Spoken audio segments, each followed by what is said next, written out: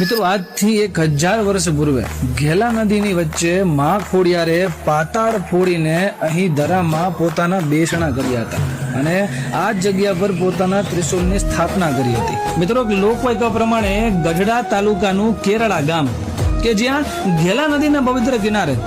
આજથી અંદાજિત 1000 વર્ષ પૂર્વે માં ખોડિયાર એ સાતે બહેનો સાથે તથા વીર ખેતલિયાજી તથા વીર મેરક્ષાજી સાથે આ પવિત્ર જગ્યા પર પધાર્યા હતા. મિત્રો આ જગ્યા સાથે એક એવી પણ માન્યતા જોડાયેલી છે કે રાજા સહસ્ત્ર અર્જુન કે જેઓને